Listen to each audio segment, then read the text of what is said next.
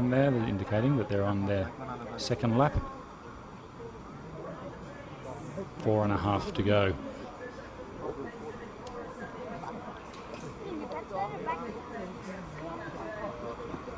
And wait and see if it is the same lead trio in the same order. Plate 1, 2 and 3. Nino Schurter leading the race.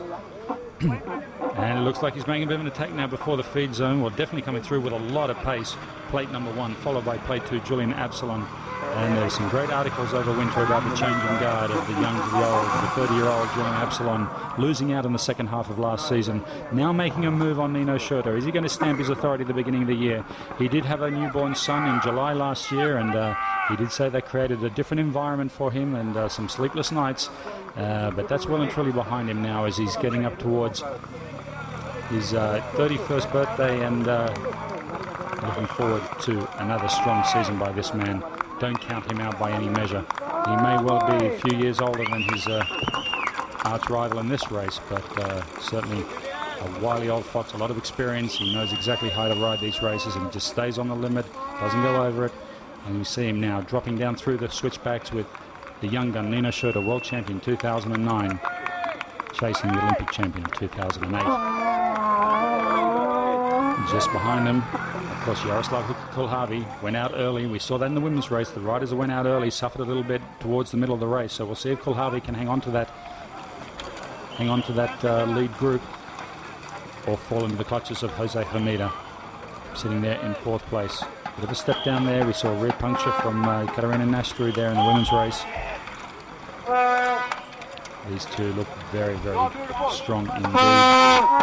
Looks like there that Nino Schurter running tubular tyres. Getting some information there. One of the French national coaches running out to Absalon to give him some information about where he's at. But I think he'll have a pretty good idea in the early stages of the race.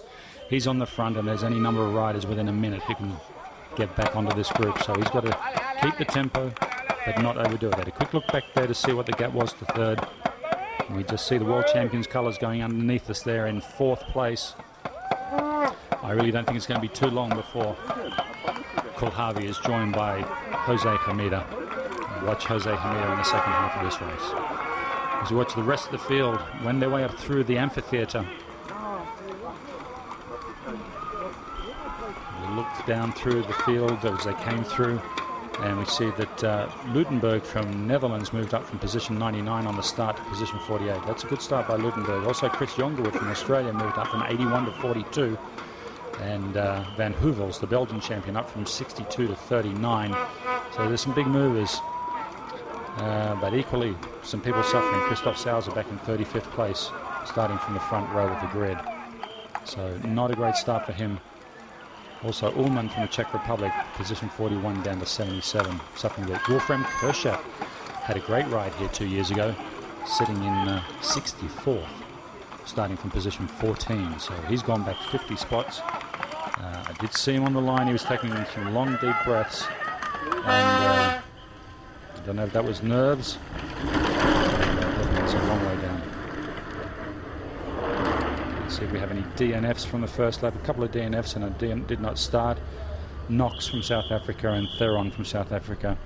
And looks like Basingthwaite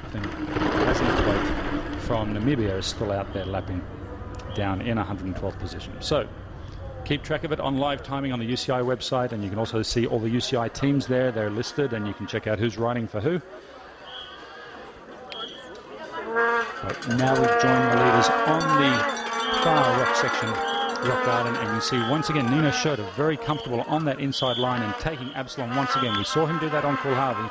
Kulhavi now into picture, so he hasn't really lost touch yet, but already a gap. Schurter has that inside line absolutely nailed and picks up a lot of time and is able to pass a rider and put a gap in. Jose Hermida on the rider's right-hand side going down. And now we see Fontana. Marco Fontana from Italy wearing the national champion's jersey. That's a great ride by him. Plate number 16, riding for the Cannondale Factory Racing Team. Their team manager telling me that they were both his riders were feeling great today, Fumik and Fontana. Really looking forward to getting the season up and running. Plate 19 going through there now. That's Todd Wells in the national champion's jersey. Barry Standard dropping back. Well, that'll be disappointing for the late crowd. You see one of the red shirts there on the bottom right of the screen saying, "Go Barry." So they'll be disappointed to see that. The two brothers now going through, Lucas and Matthias Flukiger for Trek World Racing. Well, Luke getting a little bit untidy there, just balking a little bit. You cannot afford to lose momentum on that section there. We saw a lot of riders go over the handlebars and into the crowd there. Sebastian Scheck, one of the media there on the side in the dangerous position where we saw, I think it was one of the rubber bank girls go over the handlebars and into the crowd. This is the quarry section. We'll wait for them to come through. We're almost up to the first 30 minutes of racing with a bit over an hour to go. So it's certainly not done and dusted. A lot to play through yet. And the big movers, as I mentioned before, we see plate number 36, Sam Schultz, moving up. Thomas Litcher, plate 43, up into 18th place. Keep an eye on them to see if they can maintain that sort of momentum for the second half of the race as the lead motor comes into the quarry. He doesn't ride down the actual track. He's got a sideline that he takes, which is really the chicken line. And the riders can also take that as well. But we see 99% of them are heading down this route here. No other races on course. We saw the under-23 women being raced at the same time as the elite men, but in the elite men's race, they are the only riders on course. So, Schurter ahead of Absalon. Back in order now, 1, 2, and 3, as per their number plates. Well, even at this point of the race, you'd have to think that there's a good chance one of these guys can win, but we have Jose Hermida, the experienced world champion, sitting in 4th place. It won't be long before he comes into shot, and then we'll be able to see what sort of a gap. He'll be able to see them on quite a few sections and know exactly there. He can see them going ahead of him right now through the tape. Jose Hermida knows exactly how far away those guys are, and he can start to plan his attack as to whether or not he'll bridge the gap now or wait a little while till the race pans out a little bit further into the race where he might feel pretty good in the second half. It depends on how the riders approach their first half of the race and the second half. We saw Gunrita Dahl in the women's race come back to 12th place after starting off pretty slow. So it can happen. That was Manuel Fumit and attacking.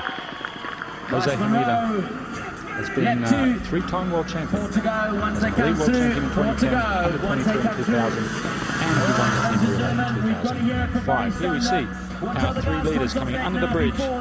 Pace has slowed down a little bit as they came to the start finish and coming into the feed zone. They're looking around now, and that's going to work into the hands of Jose Hermida. He wants them to do exactly that. He wants them to start looking at each other and questioning who's going to do the attack now at the start of lap 3. And they come through now. They've done it in 35 minutes. So that was a 16-minute lap following a 15-minute lap. So almost exactly 1 minute, 1 minute and 1 second, the time taken to do the additional distance of the climb and the rock gardens. So Hermida just 14 seconds down from the lead, 13 seconds off third. He is a danger man, and Fontana is definitely on a charge. Fontana is plate number 16. And this would be a great result by him if he can get up into that top 15. He had a 9th last year was his best, and that was in Wyndham. But he had his first World Cup podium in 2009 in Madrid. So he's no stranger to the podium, but he doesn't get there very often. He was 5th at the Beijing Olympics, not a medal, but in mountain biking that's a podium place. So he's definitely a guy to watch. Fontana now on the chase, sitting in 5th place, with Lejarreta now moving up even more positions, moving up from 9th to 6th, the Spaniard. And Manuel Fumik losing out in that deal back to 7th place. Todd Wells now up to 8th. A great ride. He's picked up 8 spots. Todd Wells, this is a great ride by him. The second of the specialised riders now in the top 10. And Boris Stander sitting in 3rd with Paloma in 10th. Stefan Tempier in 11th, Matthias Flukiger now up to 12th and 14th, Mantricon, and then Lucas Flukiger in 14th. Thomas Litcher now up to 15th. Florian Vogel is dropping back 3 positions to 16. Ralph Nath has come through, dropping a massive 9 positions. Martin Goujon going through now in 18th, coming up from 29th, so he's had a good lap. Gutierrez had a bad lap. Kabush has stayed steady in 20th place. Moritz Milat's going backwards in 21st. Van Hoop sitting in 22nd. Fabien Giger sitting steady, and Maxime Marot now finding, he must have had a problem because he's moved up 10 spots now to 24th. So Barry Stander getting a lot of cheers as we watch him go through with Manuel Fumik right behind him, plate 9 and plate 8 together.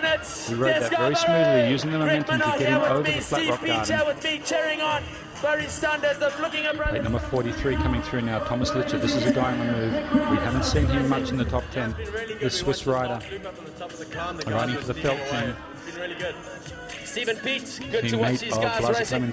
Yeah, big time. I wouldn't want to be out there now. Too often. 26 coming down now is Martin Grosjean. He's running for Cannondale, so there are 3 Cannondale riders in this race. All doing pretty well. He's got Florian Vogel on his tail, plate number 4. We had the BMX World Cup. And now it is the mountain bike triple again in 2000. A Swiss rider behind us. 3 Swiss riders together there. Ralph Neff going through. And what a tough job it is for the Olympic selectors from Switzerland to find the best 3 guys out of what looks like 9 or 10. Watch the big screen, a silver lining as the single track starts lighting up as the riders all get... I understand that the Swiss will be choosing their Olympic team after the first 3 rounds of the World Cup of 2012. So for most nations, this is all about getting points, increasing their nation ranking, increasing the number of riders that they can have at the Olympics in the men. And Alban Lacada from Austria now racing to try and get points for Austria to see if they can get 2 places. So it's all about nation ranking, and that determines how many places your country will get at the Olympics. It's not determined by world rankings. The top 50 men do not go to the Olympic Games to take those 50 spots. The Olympic ideal is to spread it around all different continents, and therefore certain country allocations are done based on world rankings, others by continental championships and so forth. But back now with the leaders, it's Kulhavi. He's gone back to the front. So in reverse order now, 3-2-1 with Schurter sitting in 3rd. And there's Hamida. He's definitely closed down some time. It's tempting to really push it and try and get there, but if he can wait for Fontana, perhaps the 2 of them can work together without expending too much energy. If they both try and bridge the gap together, the cumulative energy there will be too much. Although Fontana looks like he's gasping for air like a fish out of water as we see our next rider come up, which will be number 22. And this is this strong ride by Lejarreta from Spain. The Orbea rider. And he's been a previous world champion in other lesser categories, but now he's doing very well in the elite. 21 going through there now is Carlos Coloma. So 2 Spaniards. Barry Stander's starting to drop back. And you can see it is hot out there. In the direct sunlight, it is really warm. They get a bit of respite from the forest, but there's a lot of open sections, and humidity and the temperature at 25 degrees Celsius when we started is having an effect on some of these riders. You can hear the vuvuzelas ringing up the valley as the South African guys. So we're cutting now to a crash that's been picked up in the rock garden. We're trying to pick up this number 4. It looks like one of the Thomas riders from Switzerland. It is, it's a Thomas rider. So rider 112 going over the handlebars there, and well, the helmet doing the work. 112, that was Sepp Freiberghaus from the Thomas Racing team. So Freiberghaus having a rough introduction. This is a new team for 2011 out of Bern. From Germany is and through. The Thomas rider there picking up his bike and continuing on, but that will certainly unsettle him for the remainder of the race, if not for the next half lap. So there go our, we've seen our leaders go through. 1, 2, 3 in Schurter, Absalon and Kulhavi, Hamida on the chase with Fontana. I hope that guy's not using up too much energy, because he did look like a little bit in oxygen debt when we saw him on our last close-up. But that may well be his riding style. We don't see him at the top 5 very often. In fact, his last podium was in Madrid 2009. Again, up in the top of screen, we see the lead moto going through, and that means any second now we'll see our lead trio.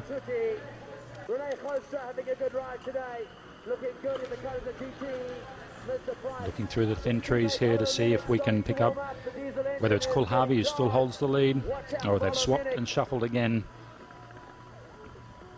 Yes, Absalon now to the front, Kulhavi to the back, Schurter in the middle. Well, you can't say they don't pass each other. This lead trio have been swapping back and forth. Unlike when we saw Pendrell and Kalentieva holding position for 2 laps straight, these guys are swapping back and forth. There's a bit of a mind game going on here, showing the legs, testing the legs, seeing how each other feels, different sections here of the track, working out when they can attack later. Is it in the rock garden? Schurter obviously very comfortable in the rocky sections. Absalon a great climber. And Kulhavi just a big powerhouse of a rider. So we've got a bit of a mixture of everything here with these 3. Makes for a fascinating race. Different setups, different bikes, and different types of riders. So 3 different teams fighting it out here. The Orbea team, the Scott-Swiss Power Racing team, and the Specialized Racing team. So good mix, followed by the Merida Multivan team, sitting in 4th with their world champ. And they've got the Cannondale rider in 5. So 5 manufacturing teams in the top 5. Great to see a good mix there, and it looks like the second of the Cannondale riders going through is one Manuel Fumic, and then we should see